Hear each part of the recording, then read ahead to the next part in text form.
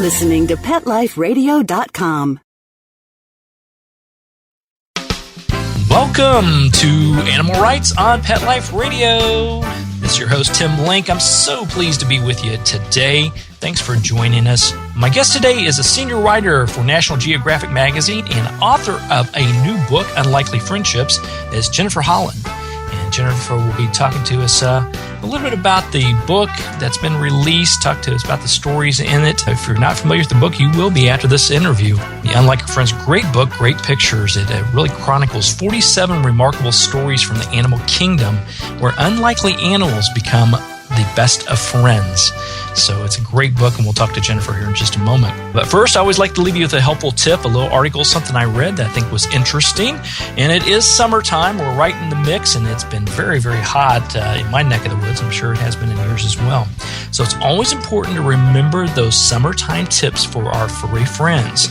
So I found some great tips to keep your pets safe this summer from the Humane Society, humanesociety.org.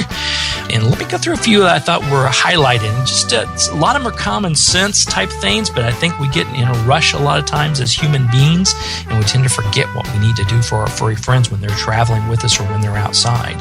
So here's a few of those tips that I think are interesting. Of course, never leave your pet unattended in a car on a warm or sunny day, even if it's lukewarm, even if you have the windows rolled all the way down. Those temperatures can go up to above 100 degrees or more in the cars.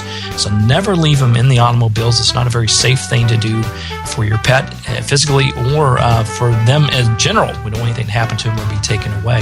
You know, those cars can really heat up quickly, can into dangerous temperatures. And so we just want to avoid taking them with us if we're going to have to leave them in the automobiles. Secondly, when taking a dog for a walk on a hot day, plan shorter walks and try to do it during midday or early morning or later at night when the temperatures are not at their peak.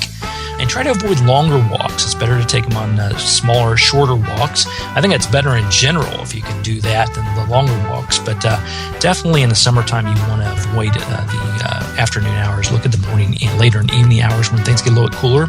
And also watch their pads on those hot sidewalks. Hot sidewalks can burn the pads of a dog's paws. And so try to walk them in the grass or take them to a park if you can. Also, be sure to keep your pets up to date on their vaccinations and preventive medications. We're at the height of flea and tick season, and those fleas and ticks stay busy in warm weather, and in the summertime, it's prime time for them to come out. And, we also have to be careful of heartworms during the summertime with those mosquitoes as well. So check with your veterinarian, make sure that you've got them on the right preventive medications and plans to keep them healthy during the summertime. Also want to be aware of outdoor gardening supplies, especially we hear a lot about cocoa mulch. Cocoa mulch obviously has the smell of cocoa. It's brown. It's very pretty to have around the gardens, but it's not safe for the animals if ingested. So try to avoid the cocoa mulch. Go with some other more natural scenery, natural gardening designs and products if you can. Also watch those pesticides and fertilizers. They're full of all kinds of harsh chemicals. So those are just a few little tips for today. There's a whole host of them, and I encourage you to go read up on your summertime health care and plan for your animals. Tips to keep pets safe this summer. You can find out more of this information about the tips to keep your pets safe this summer by visiting my website, Animal Rights site on Pet Life Radio. Go to PetLifeRadio.com, click on the Animal Rights icon, and we'll have the link to the humanesociety.org in this particular article, as well as make sure to read and listen to everything we have on the Animal Rights site. You will not be disappointed. So those are your little tips for today. So we appreciate that. Keep your pets safe and healthy during the summertime. We're going to take a quick commercial break, but we'll come right back with Jennifer Holland. Right after these messages, you're listening to Animal Rights on Pet Life Radio. Sit. Stay. We'll be right back after a short pause. Well, 4 to be exact. Buster, you're telling me my dog food products can't go on your shelves? That's right. Didn't pass one of my Petco certified nutrition checklists. Sorry, Wayne. Who made these checklists? Geniuses. Very smart guys. Well, it's good enough for most grocery stores. Do you see cheese puffs on my shelves? Mayonnaise? Soda pop? No. That's because I ain't running no grocery store, Wayne. Your pets will get better nutrition, I guarantee it. Petco, where the healthy pets go. Enter the code LUCKY10, L-U-C-K-Y, the number 10, and get 10% off any order. No minimum at petco.com. we'd like your business to reach out and invite in our audience. We have a brand new trademark concept called InfoSeeds. InfoSeeds are short 20-second seeds of information about your place of business, practice, or service. Is the best, most cost-effective way to invite us in. We only have a limited number of slots left. For more information, visit the website PetLifeRadio.com. Click on sponsorship information. There you can listen to a sample of InfoSeed. Remember, only a limited number of opportunities are available. Ladies and gentlemen, Pet Life Radio proudly presents DSPN, the Dog Sports and Performance Network. Get ready to unleash the dog sports enthusiast in all of us. From speed joring and mushing to racing, agility, and competition. This is the place to learn all about the dog sports and activities that you can do with your furry best friend and canine competitor. So get ready for game time. DSPN with your host, Lori Williams. Every week, on demand. Only on PetLifeRadio.com.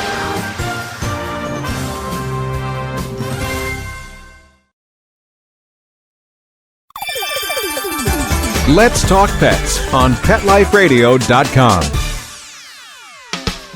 Welcome back. Welcome back to Animal Rights on Pet Life Radio. This is your host, Tim Link. I'm so glad you could join us today. Joining me now is a senior writer for National Geographic Magazine and the author of a new book called Unlikely Friendships, 7 Remarkable Stories for the Animal Kingdom. Jennifer Holland is with us today. Jennifer, welcome to Animal Rights on Pet Life Radio. Thank you. It's great to be here. Oh, we're so pleased to have you here, and congratulations on the book. Thank you. It's a great piece, and I love these warm, heartfelt stories. And as the listeners, when you go to pick up your own copy of the book, there's beautiful, beautiful pictures in here. Just fantastic. Thank you. It really came together nicely. I'm very pleased with it. Yeah, it definitely should be. Tell us a little bit about, just give us an overview on the book and how'd you come about writing this particular book? Sure. Well, it's 47 stories, all of them true, all of them well-researched about different species getting together, usually in sort of unexpected situations, unexpected contexts that bring the animals together.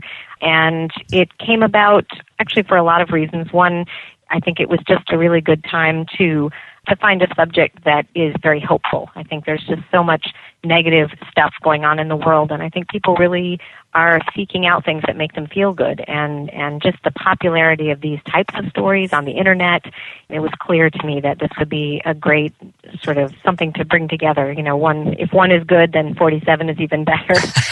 Exactly. So it was partially out of that, and it also was just for me as a writer. Normally for National Geographic, I'm writing about, from a more sort of biological evolutionary perspective. And this was a little bit more relaxed. It was kind of a fun approach to animal relationships. So it was just a lot of fun for me.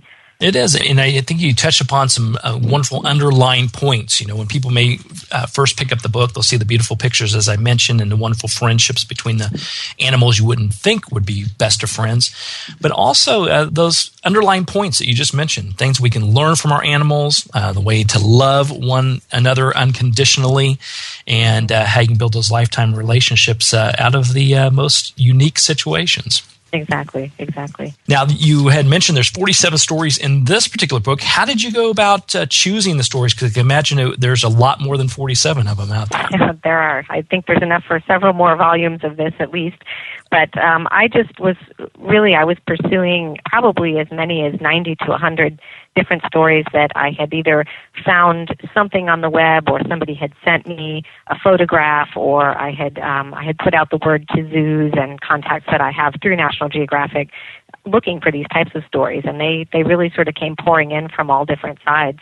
And so I was tracking down the sources of the stories. I wanted to make sure to speak with the owner of the animal or the wildlife director, someone who had hands-on experience in each case. And then we also needed to be able to get a photograph that would go in the book. So those were sort of the factors that we were looking at to what to include. And we ended up with 47 by the time the printing closed.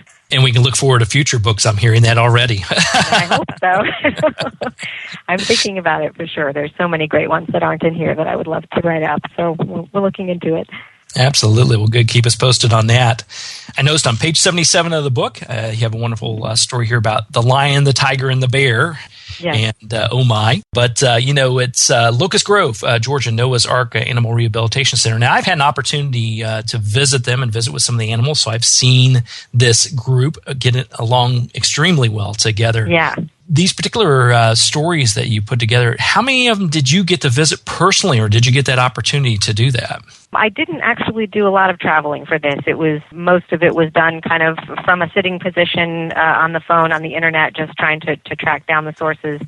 So this was my first book. I've done a lot of articles, but this was the first book, so I was kind of on a budget. So I'm hoping that for other volumes or anything like this that I do in the future, I do hope that I'll be able to get a little bit more of a personal, up-close, view of the situation myself. Yeah, because it is more remarkable to see. I mean, I know the first time I visited Noah's Ark, and just to see, you just can't imagine it. You sit there in awe how well this lion, and you've got a Bengal tiger, and you've got a black bear, all in the same habitat, sharing the same space, the same sleeping quarters. I mean, and they get along incredibly well. Yeah, just the idea of these huge, carnivores playing together and acting sort of like brothers, really. It's just, there's something really special about that story, I think. Exactly. And I think the amazing thing about some of the stories you put together in here is, these are not all, animals that were born into captivity. They weren't, all of them that were even raised together from small animals. Some of them have just put into situations. They're from sanctuaries. They're in zoos. They're trying to find room to place these animals, and they just form this fantastic relationship of healing and love. That's right. And it does really point to, I think, the importance of, all of the animal rescue work and animal welfare work, because these animals clearly are in need of companionship and in need of help. And the fact that they can be brought together and brought back to good health and live their lives or be released or whatever happens to them is just really a testament to human intervention in certain cases. Yeah, absolutely. Now, I had to put you on the spot. I always do. You got 47 stories, and I know it was hard to whittle them all down, but do you have a favorite that sticks out? Oh, gosh. Every day it changes. I think, I like many for different reasons. One of my favorites, I think, is the iguana and the cat, specifically because the iguanas are not particularly cute and cuddly animals, and you don't really expect to see them cuddling up with a mammal. And so to see a cat, lying there licking the iguana, playing with its tail, they share the same food bowl, and the iguana almost appears to be really enjoying the whole situation. And so I just got a real kick out of that story just for that reason. But some of the others really have, more of a conservative message. There's really more backstory to them, and I hope people will read the book and get all of those as well. Yeah, and I think that's the key, and you touched upon it briefly just a moment ago, the fact that not only they warm, heartfelt stories, but they do have those underlying messages of relationships that we can learn as humans, but also, as you said, a lot of them are in sanctuaries and zoos being taken care of. Maybe they can't be released out, and I want to make sure people are aware of the great work that these organizations are doing. Right, exactly. That's great. Well, we're getting ready to come up onto a commercial break, but everybody stay tuned. We're going to come right back with Jennifer Holland, talk a little bit more about the book, Unlikely Friendships, 47 Remarkable Stories from the Animal Kingdom. And right after we have these messages from our sponsors, you're listening to Animal Rights on Pet Life Radio. Sit. Stay. We'll be right back after a short pause. Well, 4 to be exact. Love your pets but wish their medications were a lot less expensive? They are at 1-800-PET-MEDS. You'll not only save on flea and heartworm medications, but on prescriptions for arthritis, incontinence, thyroid, and more. And you get fast service, free shipping, and a 100% satisfaction guarantee. Plus, our licensed pharmacists ensure accuracy, monitor drug interaction, and more. See why over 5 million people have trusted their pet's health to 1-800-PET-MEDS, America's largest pet pharmacy. Call now or order online. Go to petmeds.com/lucky, LUCKY, to get 10% off any order and free shipping on orders of $39 or more at petmeds.com. I don't make any decisions about who to hire without going to Angie's List first. You'll find reviews on home repair to healthcare, written by people just like you. With Angie's List, I know who to call, and I know the results will be fantastic. Angie's List. that you can trust. Go to angieslist.com/rights and get 25% off any subscription. That's angieslist.com/rights. WRITES. How would you like your business to reach out and invite in our audience? We have a brand new trademark concept called InfoSeeds. InfoSeeds are short 20-second seeds of information about your place of business, practice, or service. We only have a limited number of slots left. For more information, visit PetLifeRadio.com. Click on sponsorship information. There you can listen to a sample of InfoSeed or email us at PetLifeRadio.com. Remember, only a limited number of opportunities are available. Hi, everybody. I'm Megan Blake here with my sidekick, Super Smiley, the giant mutt and spokes dog for throwaways. You're listening to Pet Life Radio, and I'd like to tell you about our brand new show, A Super Smiley Adventure. Our show explores adventures with animals. They can be traveling, out in the world trips, or inner journeys where our animals lead us to inspiration and self-discovery, or just plain fun adventures. Join us here on Pet Life Radio on A Super Smiley Adventure. Good boy. Let's talk pets. Let's talk pets On Pet Life Radio. Pet Life Radio. PetLifeRadio.com. Welcome back. Welcome back to Animal Rights on Pet Life Radio. We're here with Jennifer Holland, talking to her about her new book, Unlikely Friendships. Now, Jennifer, make sure everybody's aware you are a science writer for National Geographic Magazine. That's correct. Now, some of the stories that I know you mentioned in the book, in your bio when we were talking about the book, said some of the stories may be explained by scientific explanations, but others are more unexpected. Can you elaborate on that a little bit more? Maybe some of them that are a little bit more unexpected? Sure. Well, I think the important thing is that, there certainly are cases in which one animal is maybe abandoned or loses its parents for some reason, and it's really sort of seeking a parental relationship, or there may be an animal that has lost its babies or that has recently given birth and so is kind of in a maternal sort of role. And when these animals come together, it's a little less surprising perhaps that, maybe a dog would nurse a squirrel or something like that when the dog has recently given birth to her own pups. But then you have stories in the wild occasionally, and probably much more often than we know, where a predator will take in one of its prey animals, and instead of killing it, will treat it in some ways like its own offspring. And some of those, I'm sure, end badly, but there are a couple of stories in the book where we don't see any sort of aggression toward the animal by the predator, and it's really just fascinating. And you just wonder what was going on there with those animals, and why did that relationship take place? It just raises a lot of mysteries. It's really interesting.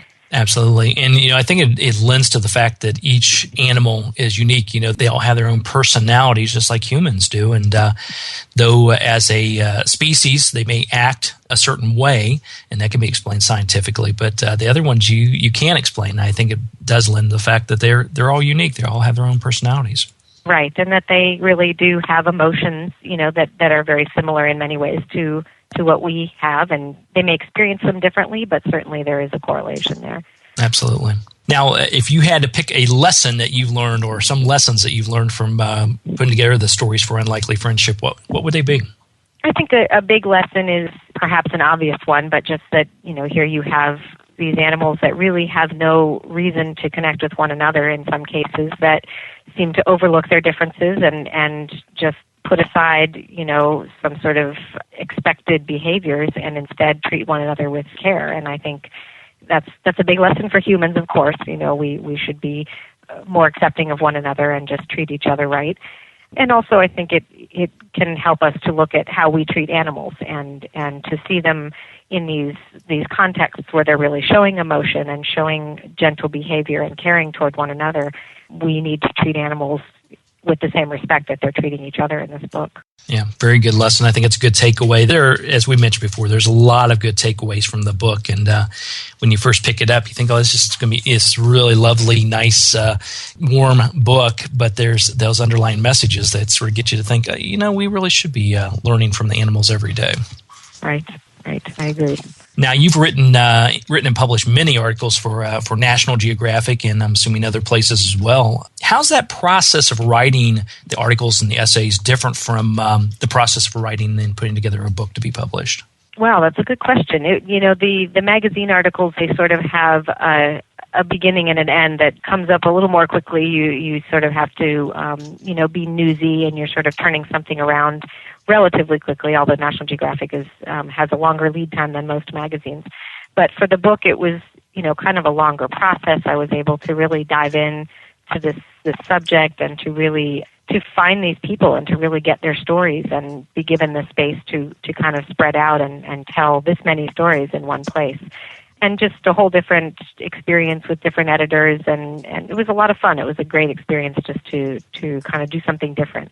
And I hope to do something similar in the future. I really enjoyed the experience. Yeah, absolutely. If you don't mind me asking, what was the length of time from the concept to actually having the book in your hand?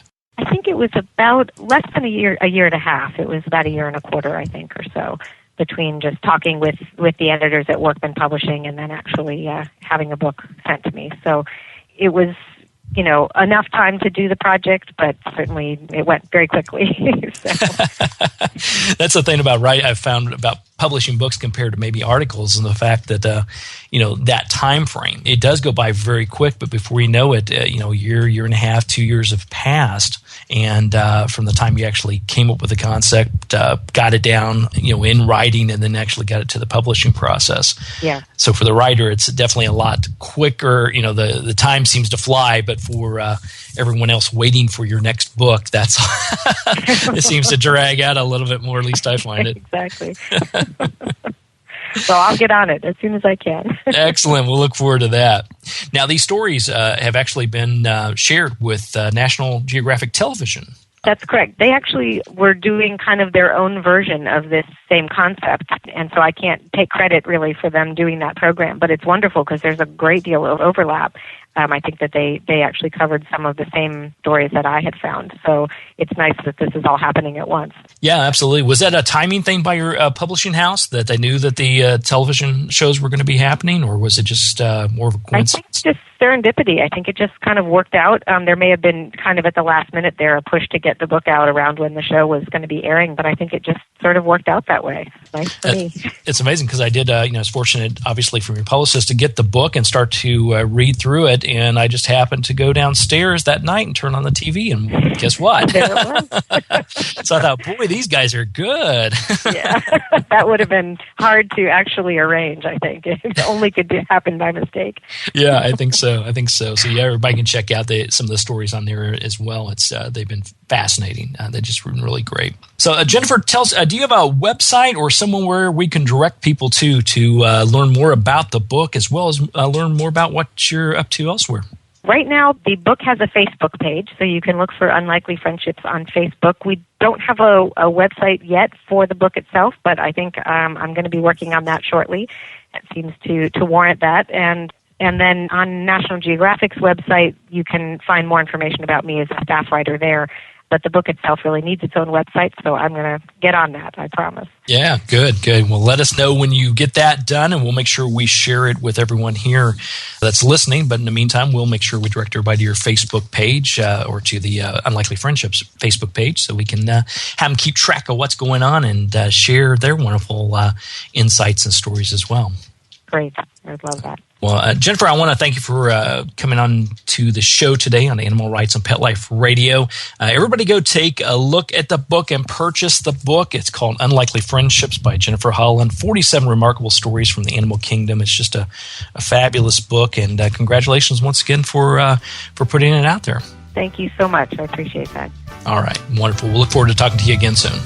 Okay. Take care. So we're coming up to the end of the show today. I want to thank everyone for listening to Animal Rights on Pet Life Radio. I'd like to also thank once again Jennifer Holland for coming on board and sharing with us her book, Unlikely Friendships. Thanks for being on the show today. Thanks to our sponsors and producers for making this show possible. We really do appreciate it. To find out more about me, Tim Link, and other guests that I've interviewed on the Animal Rights Show and the stories in my blog on Pet Life Radio, you can always go to PetLifeRadio.com, click on the Animal Rights icon, listen and download the radio shows as well as read the blogs. And while you're there, be sure to check out all the other hosts and shows on Pet Life Radio. Fabulous shows. There's just a whole plethora of opportunities to learn more about animals and hear the shows and read the blogs. So if you have any questions, comments, or ideas for the show, please email me. You can email me at tim@petliferadio.com. It's tim@petliferadio.com, and I'll do my very best to answer your questions, entertain your comments, and take your show ideas and who you want to see on the shows. Try to do my very best to get them on board. So email me at tim@petliferadio.com. So until next time, write a great story about the animals in your life. Share it in a blog, article, or in a book. And who knows, you may be the next guest on Animal Rights on Pet Life Radio. Have a great day. Let's Talk Pets, every week on demand, only on PetLifeRadio.com.